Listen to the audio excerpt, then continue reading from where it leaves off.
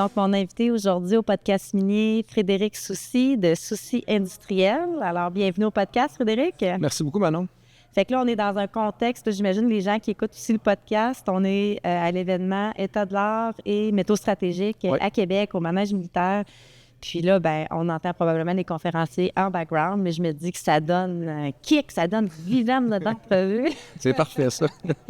Frédéric, ça fait 35 ans que tu es président de Soucy Industriel. Soucy a 93 ans.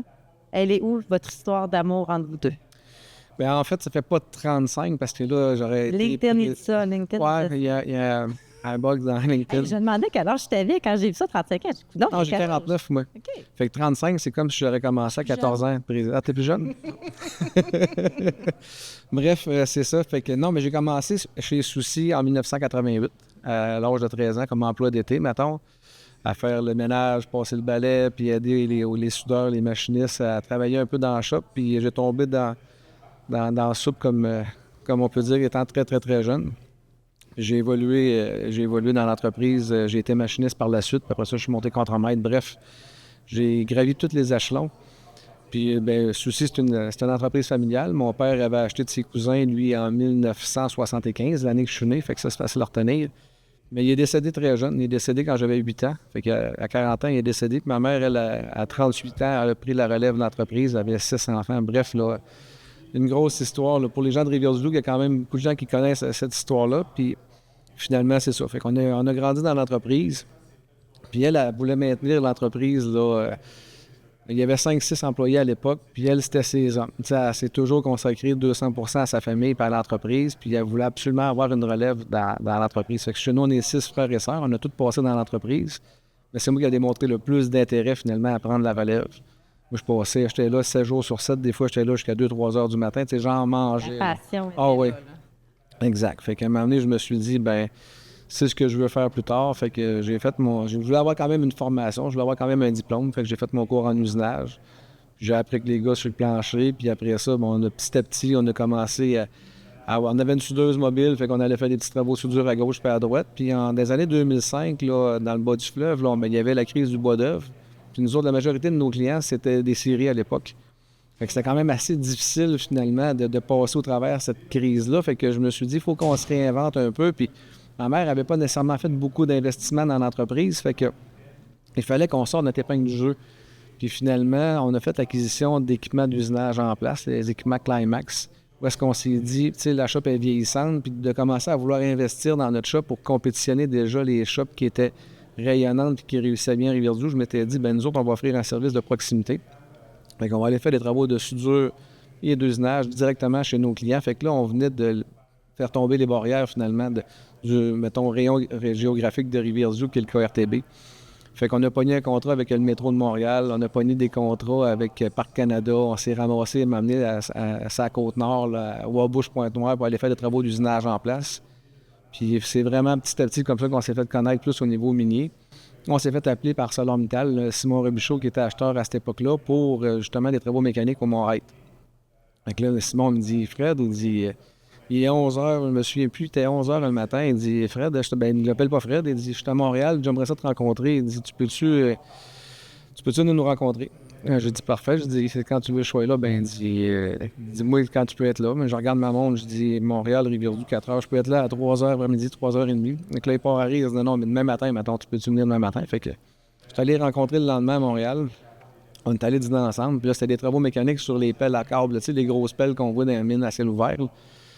Fait que là, je lui explique tout ça. Puis je dis, ouais, je pense qu'on peut t'aider dans tes besoins mécaniques, mais on n'a jamais fait des travaux de pareille envergure. Là. Fait que j'ai dit, faudrait que j'irai au Mont-Reit, aller voir un peu là, sur place quel genre de travaux qu'on a à faire.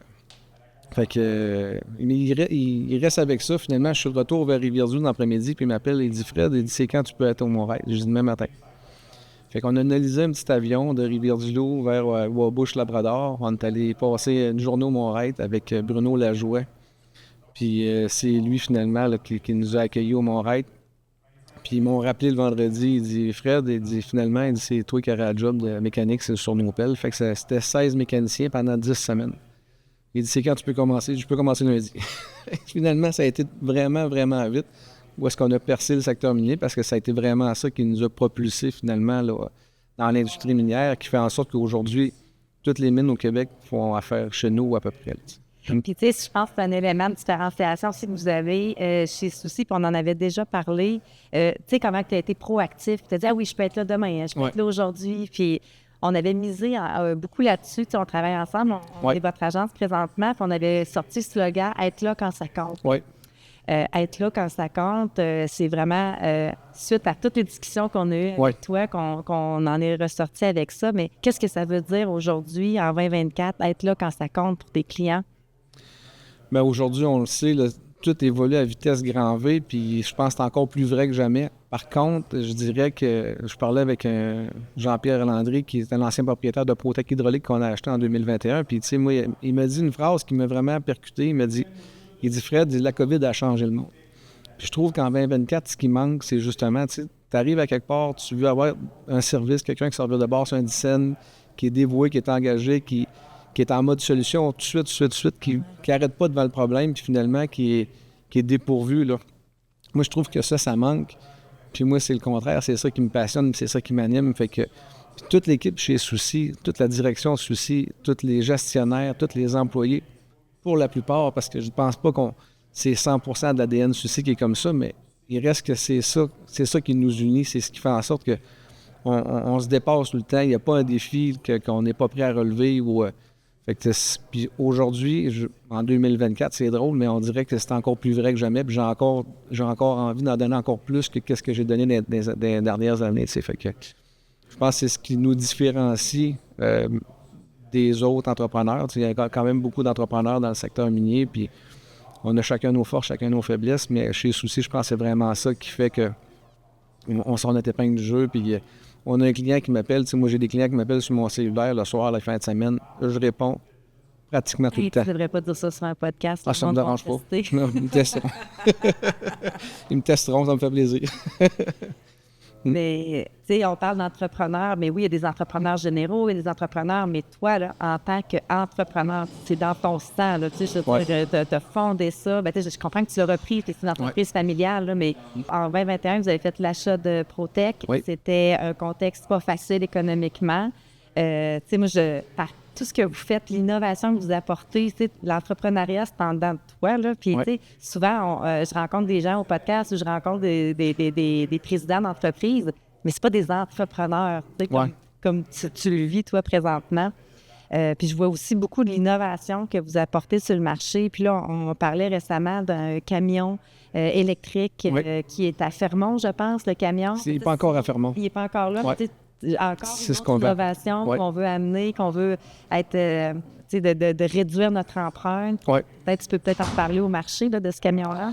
Bien, en fait, c'est pas juste l'histoire du camion, c'est d'essayer de trouver vraiment à faire les choses différemment. Moi, j'aime ça qu'on se réinvente. Puis un matin, je parlais avec une personne ici, puis il y en a qui sont vraiment fermés au changement, mais nous autres, Souci, c'est une entreprise qui est agile, qui sort de bord sur un dizaine.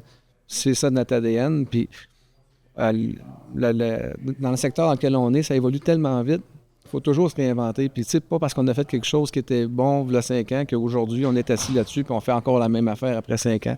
On est encore quand même à l'affût un peu des nouvelles technologies qui s'offrent à nous autres. Puis, quand je regarde l'usinage en place, c'est un peu ça qui a fait en sorte qu'on a fait des acquisitions d'usinage en place parce qu'on allait rencontrer des clients.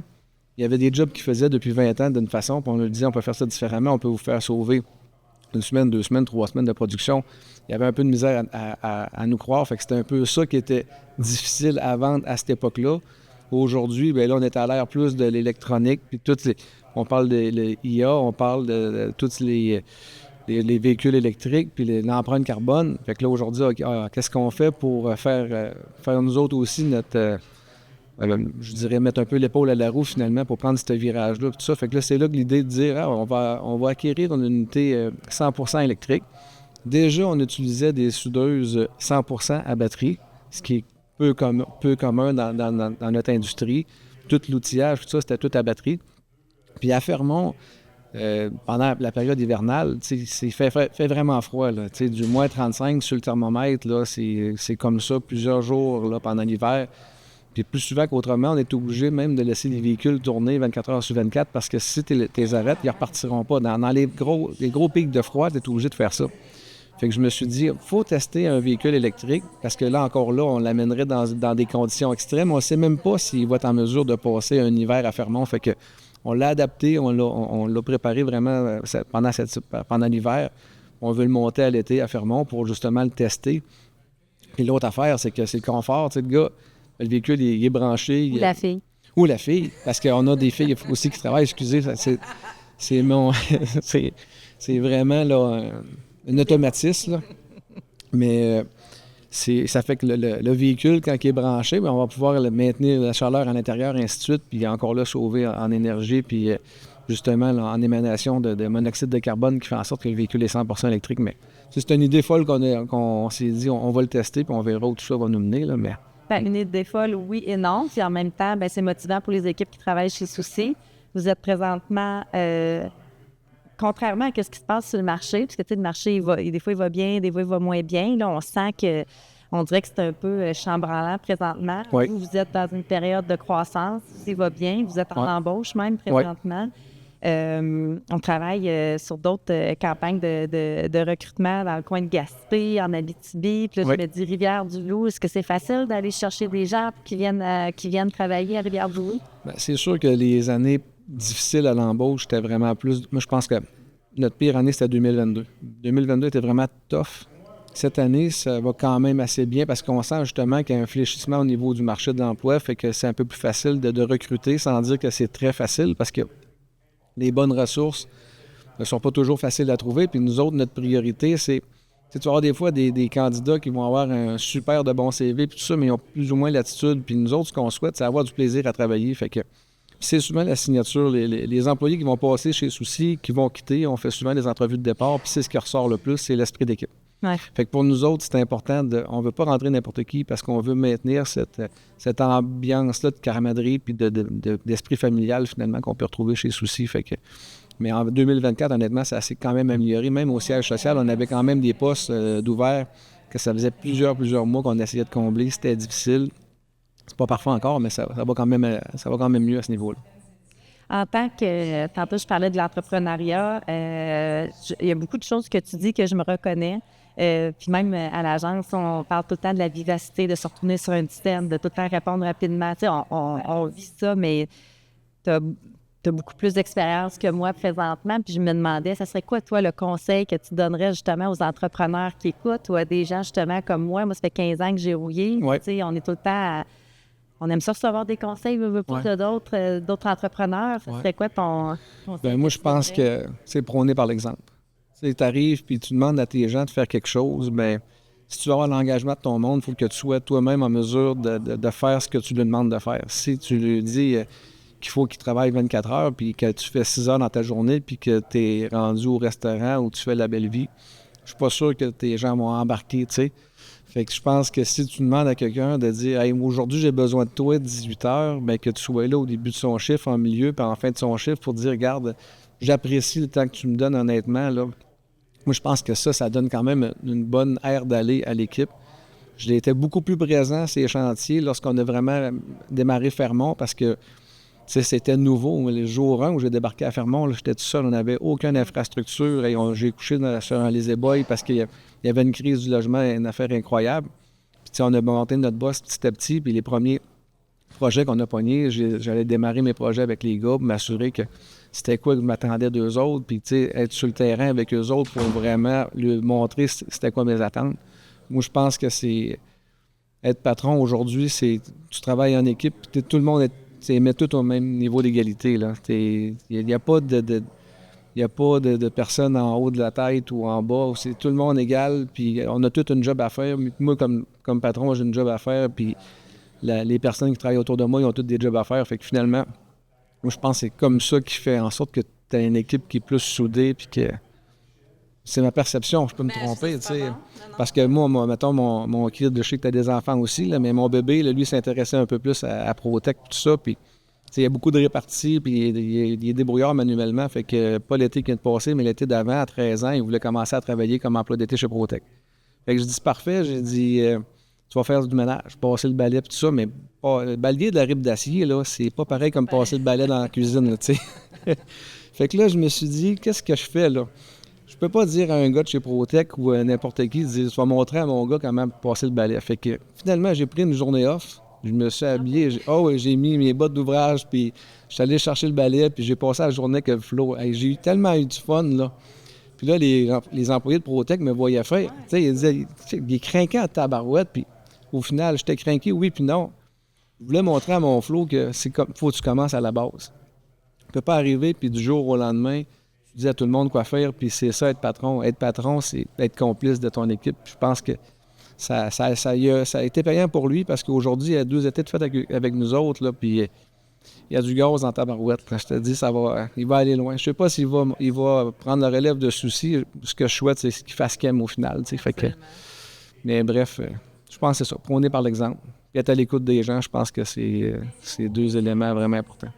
Hey, merci Frédéric pour l'entrevue. C'était vraiment intéressant. J'espère que ça n'a pas été trop difficile de participer au podcast. Non, ça a bien été. En même temps, en plus que les conférences. En plus, c'est parfait. Mais merci beaucoup pour l'invitation, Manon. C'est super apprécié. Puis content aussi que tu fasses partie de nos partenaires. C'est vraiment cool. On aime ça. Merci.